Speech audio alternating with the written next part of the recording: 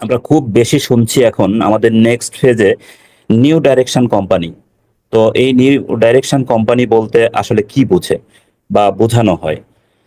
এখানে আসলে দুটো বিষয়, এক হচ্ছে প্রচলিত ব্যবসায়িক মডেল, আর এক হচ্ছে এই যে নতুন কৌশল, নতুন কৌশলগত দিক নির্দেশনা গ্রহণ করা।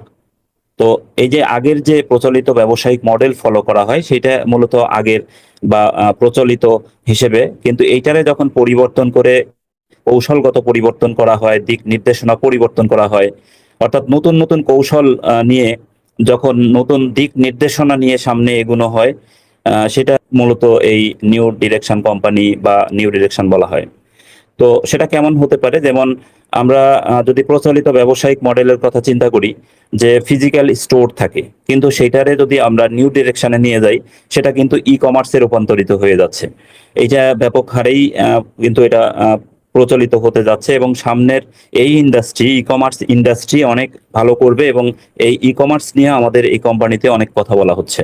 তার মানে আমরা এই নিউ ডিরেকশন কোম্পানিতে যে ই কমার্সের ব্যবহারটা অনেক আধুনিক বা এআই রিলেটেড করা হচ্ছে, যেটা ইতোপূর্বে এখানে নাই।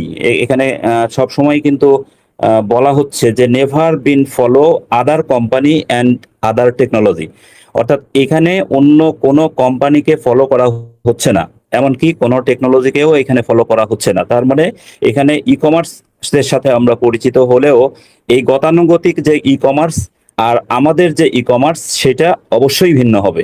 আর এই কারণেই কিন্তু বলা হচ্ছে যে never been follow other company and technology, এই কারণেই বলা হচ্ছে। অর্থাৎ এই যে ফিজিক্যাল স্টোর থেকে ই কমার্সের যে পদার্পণ, এটাও এই নিউ ডিরেকশন কোম্পানিরই কিন্তু একটা ইঙ্গিত বা একটা পার্ট। আবার যদি আমরা ক্যাশ লেনদেনের কথা চিন্তা করি, যে প্রচলিত ব্যবসায়িক মডেলে ক্যাশে লেনদেন হতো, যেটা টোটালি ডিজিটাল পেমেন্টে চলে যাবে। আর এটাই হচ্ছে নিউ ডিরেকশন।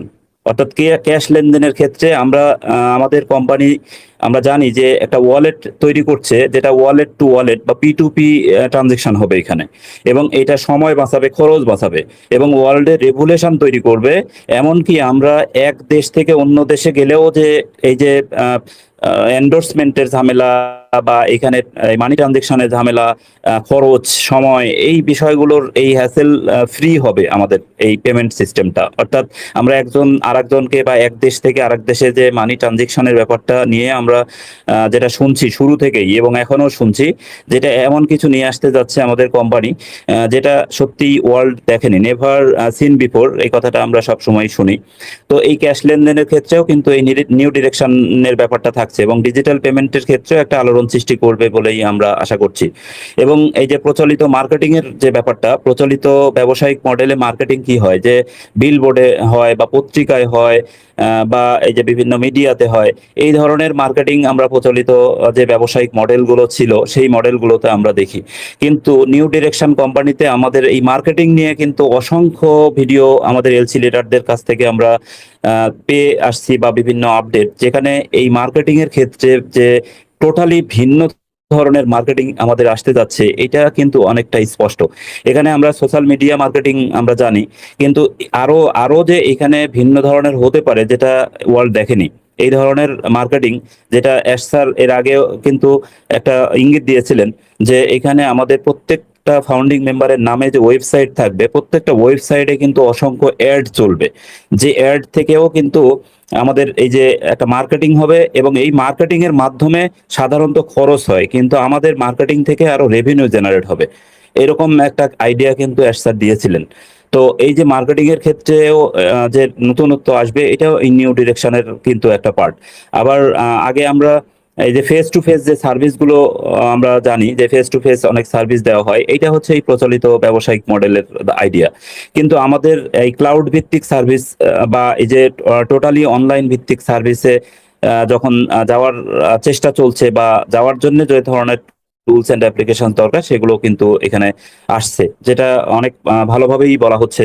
যেমন অডিও ভিডিও কনফারেন্সিং টুলস নিয়ে বলা হচ্ছে যে it will be more advance more powerful, এইরকম ভাবেই কিন্তু বলা হচ্ছে। তার মানে কি যে এইটা মোর অ্যাডভান্সড এবং মোর পাওয়ারফুল কেন বলা হচ্ছে, কারণ এর মধ্যে এমন কিছু থাকবে বা নতুনত্ব নিয়ে আসবে যেটা নেভার সিন বিফোর, ওয়ার্ল্ড কখনো দেখেনি এরকম আইডিয়াগুলো এখানে থাকবে। আর এর কারণটা কি, এর কারণ এগুলো নিয়ে আসা বা এই যে নিউ ডিরেকশনে যাওয়ার কারণটা কি, এর কারণ হচ্ছে মানুষ এখন এতটাই অনলাইন নির্ভর হয়ে যাচ্ছে যে আহ, হয়তো এক সময় এরকম হবে যে ফিজিক্যাল দোকানপাট অনেকটাই বন্ধ হয়ে যাবে।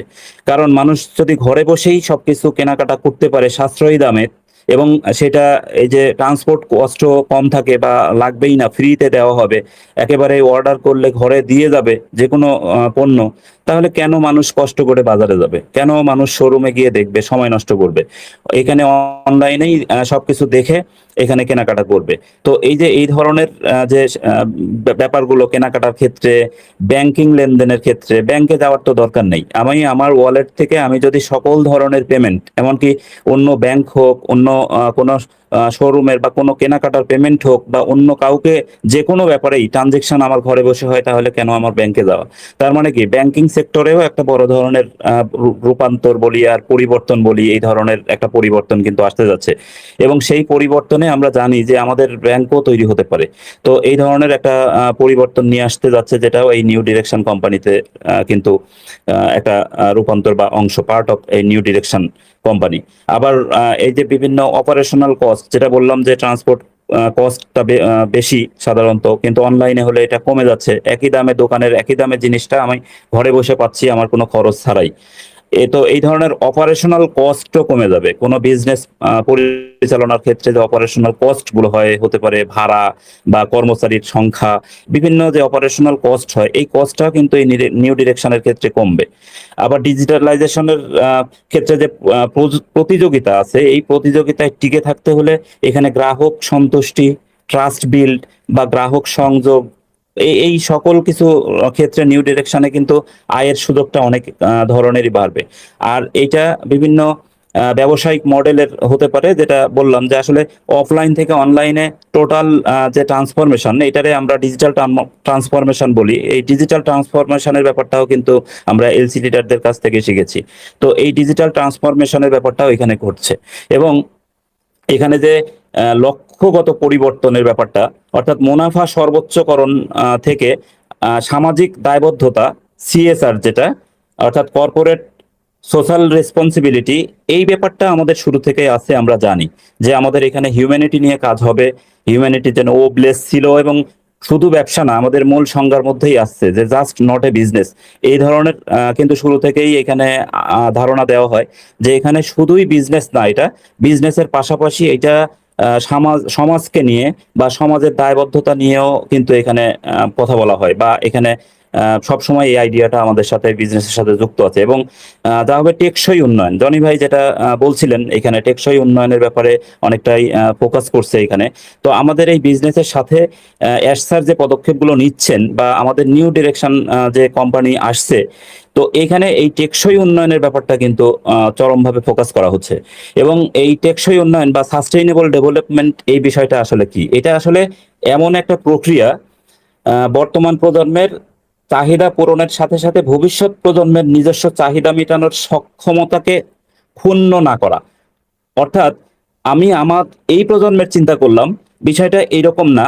এখানে চিন্তা করতে হবে আমার ভবিষ্যৎ প্রজন্ম কি করবে, বা তাদের আমি এমন কিছু করব যেটা আমার এই প্রজন্মেই শেষ হয়ে যাবে, এরকম না। এখানে এমন কিছু চিন্তা করতে হবে যেটা ভবিষ্যৎ প্রজন্ম যেন এখান থেকে সুফল পায়, যেটা জনি ভাইও বলছিলেন। তো এই যে আমাদের এস স্যার কিন্তু বরাবরই এটা বলে যে এখানে একেবারে জেনারেশন টু জেনারেশন, এই ওয়ার্ডটাই কিন্তু ব্যবহার করেছেন অসংখ্যবার, যে এখানে এমন কিছু করা হচ্ছে যেখানে জেনারেশন টু জেনারেশন এখানে সুফল ভোগ করবে।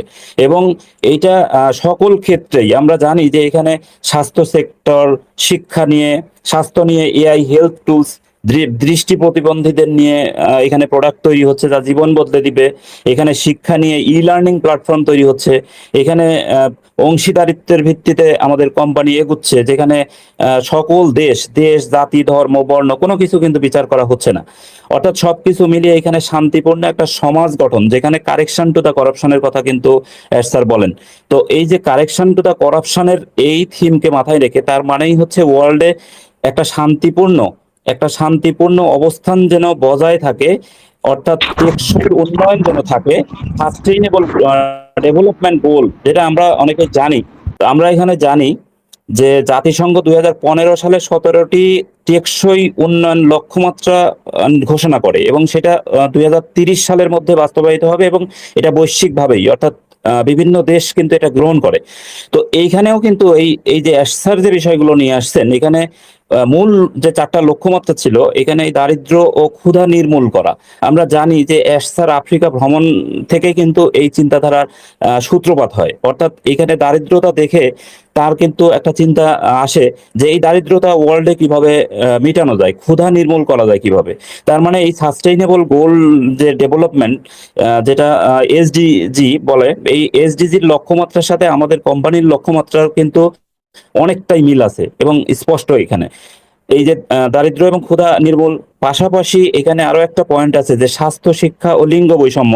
এখানে এই যে স্বাস্থ্য নিয়ে অসংখ্যবার কথা হচ্ছে, এবং আমাদের নেক্সট ডিরেকশনের যে কোম্পানি আসছে, এখানেও কিন্তু এই স্বাস্থ্য নিয়ে প্রোডাক্ট তৈরি হচ্ছে, শিক্ষা নিয়ে ই লার্নিং তৈরি হচ্ছে।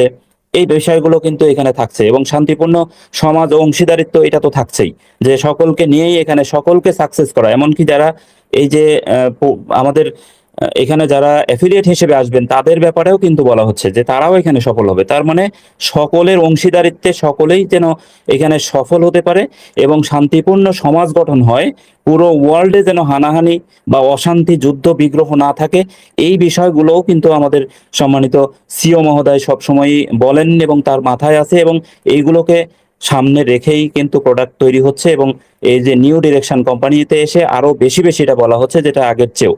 আমাদের আগের ফেজে, এই ফেজে কিন্তু এই কথাগুলো খুব ঘন ঘন এবং খুব জোর দিয়ে আসছে। তো আমরাও আশা করি যে এটা খুব দ্রুতই আমাদের মাঝে আসবে, এবং আমরা যেভাবে লেগে আছি, যে আশায় আছি, সেই আশা খুব শীঘ্রই আমাদের পূরণ হবে। সেই আশাবাদ ব্যক্ত করে সকলকেই আমি ধন্যবাদ জানিয়ে আমি আমার কথা শেষ করছি। ভালো থাকবেন সবাই।